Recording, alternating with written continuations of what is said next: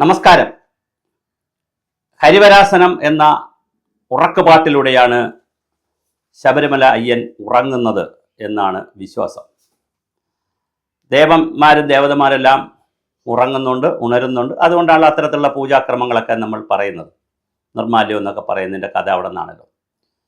എന്നാലും 1950 മുതൽ ശബരിമലയിൽ ഹരിവരാസനം പാട്ട് പാടി വരുന്നു.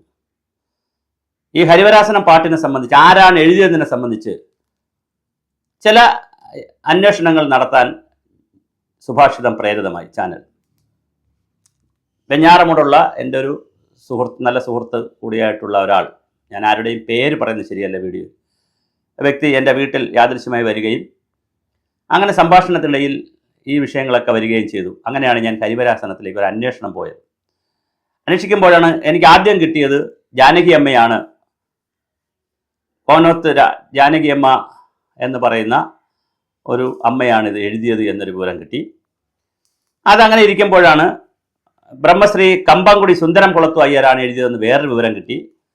അത് രണ്ടും വെച്ചുകൊണ്ട് ഞാനൊരു വീഡിയോ ചെയ്തു. ആരാണെന്ന് ഞാൻ കറക്റ്റ് പറഞ്ഞില്ല. ഉടൻ തന്നെ കുറേ അധികം ആളുകൾ എനിക്ക് വിവരങ്ങൾ അയച്ചു തന്നു. ഇത് കമ്പംകുടി സുന്ദരം കുളത്തു അയ്യറാണ് കറക്റ്റായിട്ട് എഴുതിയതെന്ന് പറഞ്ഞ് എനിക്ക് വിവരങ്ങൾ അയച്ചു തന്നു. അത് വെച്ചുകൊണ്ട് ഞാൻ രണ്ടാമതൊരു വീഡിയോ ചെയ്തു. അതിനുശേഷവും ഞാൻ എന്തായാലും ഇതിൻ്റെ ഒരു അന്വേഷണ കൗതുകം, ഒരു അക്കാഡമിക് കൗതുകം വിട്ടില്ല. അവസാനം ഇന്നലെയോടുകൂടി എനിക്ക് വളരെ കൃത്യമായി വിവരങ്ങൾ ലഭിച്ചു. ആരോ ഒരാൾ കള്ളം പറയുന്നു. ആരാണ് കള്ളം പറയുന്നത്? ആരാണ് അവിടുത്തെ ശബരിമലയിലെ ഹരിവരാസനം എന്ന് പറയുന്ന പാട്ടിൽ, യഥാർത്ഥ കീർത്തനത്തിൽ വെള്ളം ചേർത്തത് ആരാണ്? ഇത് ചർച്ച ചെയ്യപ്പെടുകയും വളരെ കൃത്യമായി ഇതിനെ സംബന്ധിച്ച് ഒരു ധാരണ ഹിന്ദു സമാജം ഉണ്ടാക്കുകയും ദേവസ്വം ബോർഡ് ഉണ്ടാക്കുകയും ചെയ്യേണ്ടത് വളരെ അത്യാവശ്യമാണ്. ഇന്നലെ എൻ്റെ കൈവശം കിട്ടിയിരിക്കുന്ന പുസ്തകം ഞാൻ ഇതിൻ്റെ കവർ പേജ് കാണിക്കുന്നു. ഏകദേശം 96 പേജുള്ള ഒരു പുസ്തകമാണ്. ഇതിൽ ശബരിമല അയ്യപ്പൻ്റെ പഴയകാല ഒരു ചിത്രവും കൊടുത്തിട്ടുണ്ട്. ഈ പുസ്തകം ഇറങ്ങിയിരിക്കുന്നത് തിരുവനന്തപുരത്ത് നിന്നുള്ള എസ് നാരായണ അയ്യർ. അവരുടെ ഫാമിലിയിൽപ്പെട്ട ആരെങ്കിലും ഉണ്ടെങ്കിൽ ദയവായി ഞങ്ങളുടെ നമ്പറിലേക്ക് വിളിക്കണം.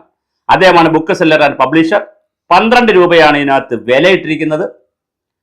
അതിനകത്തിന്റെ കവർ പേജിൽ തന്നെ എഴുതിയിട്ടുണ്ട്, ദ ധർമ്മശാസ്ത്ര സ്തുതി കദംബം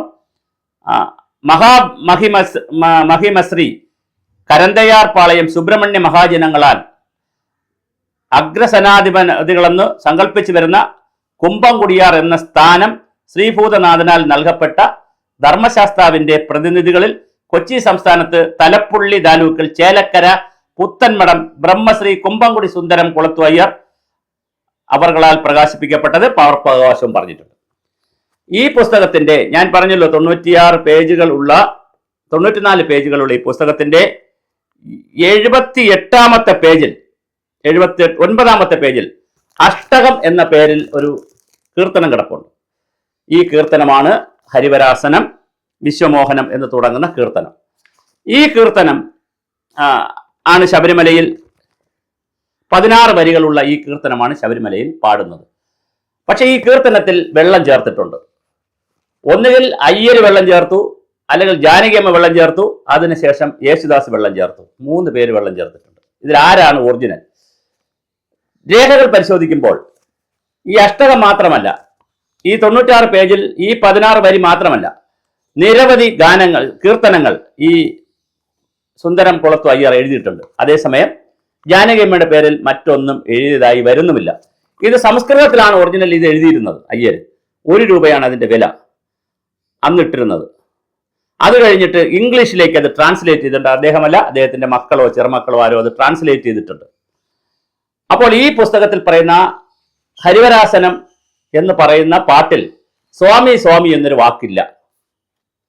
ജാനകിയമ്മയാണ് എഴുതിയതെങ്കിൽ സ്വാമി എന്ന വാക്ക് മാറ്റി എന്തിന് അയ്യർ ഈ പുസ്തകത്തിൽ ഈ വിഷയം ചേർത്തു? എന്തായാലും ഇത് പകർപ്പവകാശം കൂടെ വച്ചിരിക്കുന്നത് കൊണ്ട് അയ്യർ മറ്റൊരു സ്ഥലത്ത് നിന്ന് എടുത്ത് ഈ പുസ്തകം എഴുതാൻ ഒരു സാധ്യതയുമില്ല. അപ്പൊ അയ്യരാണ് ഇത് എഴുതിയതെന്നാണ് ചരിത്രരേഖകൾ നമ്മളോട് പറയുന്നത്.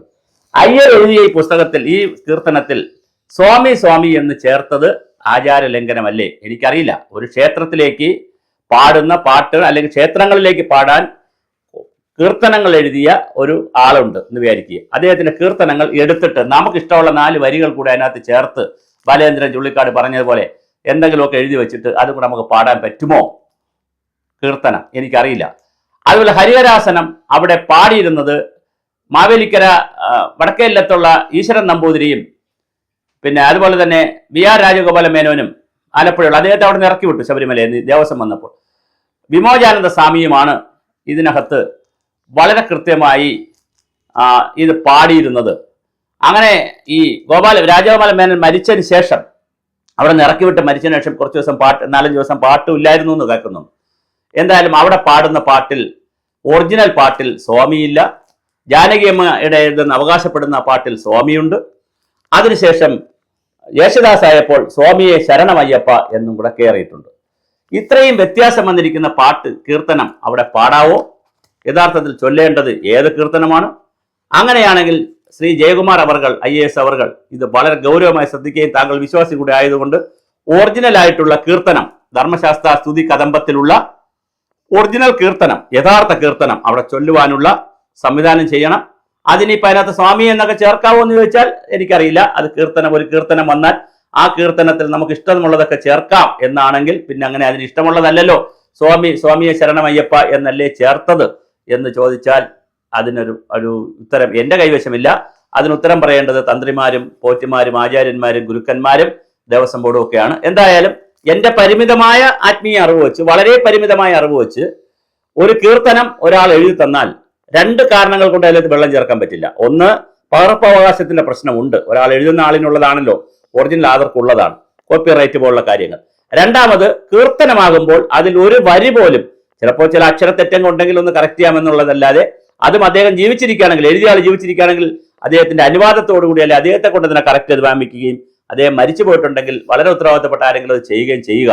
പക്ഷെ ഈ പാട്ടിൽ കൃത്യമായി സ്വാമി ശരണമയ്യപ്പ സ്വാമി എന്നുള്ള വളരെ കൃത്യമായ ഈ താളത്തിന് വേണ്ടി, ലയത്തിന് വേണ്ടി, അല്ലെങ്കിൽ ഒരു താളം കിട്ടുന്നതിന് വേണ്ടിയിട്ടുള്ള വരികൾ കൂടെ ചേർത്തിട്ടുണ്ട് സ്വാമിയെ ശരണമയ്യപ്പ എന്ന്. അത് ശരിയാണോ എന്നുള്ള ഒരു ചോദ്യമുണ്ട്. കീർത്തനമാകുമ്പോൾ അമ്പലത്തിലെ കീർത്തനം, ക്ഷേത്രത്തിലെ കീർത്തനം അങ്ങനെ മാറ്റി എഴുതാമോ എന്നുള്ളത് വളരെ ഗുരുതരമായ ഒരു വിഷയമാണ്, ഒരു ആത്മീയ വിഷയമാണ്. അതിന്റെ ചർച്ചകൾ നടക്കട്ടെ. എന്തായാലും ഗുരുവായൂർ ദേവസ്വം ശബരിമല ദേവസ്വം, അതായത് തിരുവിതാംകൂർ ദേവസ്വം വളരെ കൃത്യമായി ഇതിലൊരു അന്വേഷണം നടത്തി ഇത് വേണ്ട നടപടികൾ സ്വീകരിക്കണം. ശ്രീ K. ജയകുമാർ IAS അദ്ദേഹം ദേവസ്വം ബോർഡ് പ്രസിഡന്റാണ്. അദ്ദേഹത്തിന് മുമ്പിൽ ഈ ഒരു അപേക്ഷ സമർപ്പിക്കുകയാണ്. ദയവായി അത് ഞാൻ നേരിട്ടും അദ്ദേഹത്തെ അറിയിക്കാം. ഇതിനാവശ്യമായ നടപടികൾ എല്ലാ ഭാഗത്തു നിന്നും ഉണ്ടാകണം.